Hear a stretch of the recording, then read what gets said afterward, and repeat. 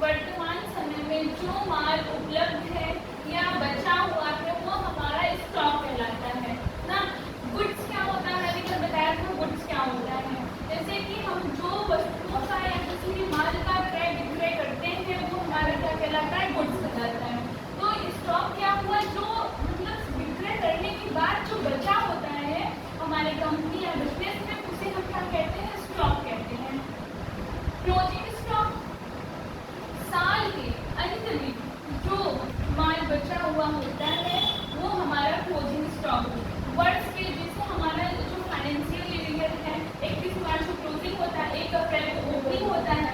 31 मार्च में जब पूरे साल की एंट्रियां करने के बाद या जो भी ट्रांजेक्शन करने के बाद बिजनेस में जो माल बच रहा है उसे हम क्लोजिंग स्टॉक कहते हैं। समझ में आया क्लोजिंग स्टॉक और स्टॉक क्या होता है?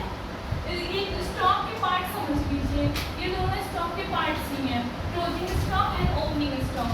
और जो क्लोजिंग स्टॉक साल के अंत में 31 मार्च में बचे हैं वही 1 अप्रैल को ओपनिंग स्टॉक हो जाएंगे। जैसे कि प्रॉफिट एंड लॉस अकाउंट होता है वो आगे चल के पढ़ेंगे, हमें कितना लॉस हुआ है कितनी प्रॉफिट हुई है, तो वो हम अगले वर्ष में अगर हमें प्रॉफिट हुआ है तो वो हम अगले बिजनेस में अपना लगा सकते हैं उस प्रॉफिट को। लॉस हुआ है तो फिर अपने पास से पैसे लगाएंगे।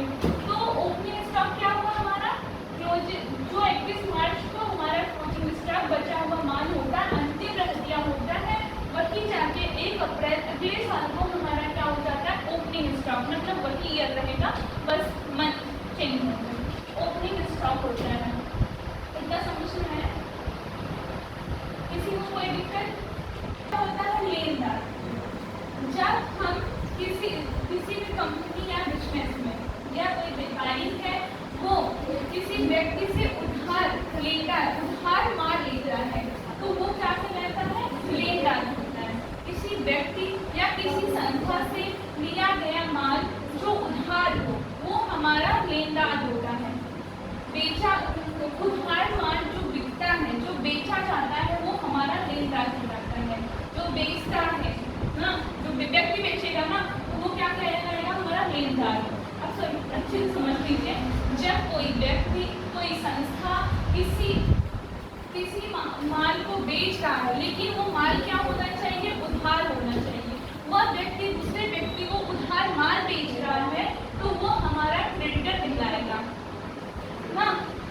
और डेबिटर क्या होता है, जब किसी व्यक्ति या संस्था से कोई उधार माल लिया जाता है, इसमें दिया जाता है और इसमें जो है लिया जाता है, सेम ऑपोजिट है।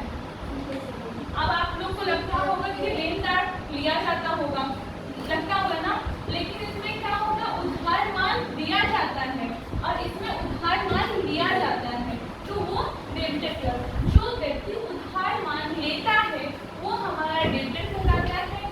जो व्यक्ति हमसे जिसको हम उधार माल देते हैं, एग्जाम्पल में लीजिए कि आप, हम और मैं मतलब एक दूसरे से मतलब सामान बेच रहे हैं या खरीद कर रहे हैं, तो आप उससे आए, उसके बाद हमसे उधार माल मतलब कोई सामान ले रहे हैं, तो मैं आपको क्या उधार दे रही हूँ ना, उधार में दे रही हूँ, तो मैं क्या हो जाऊँगी, क्रेडिटर हो जाऊँगी।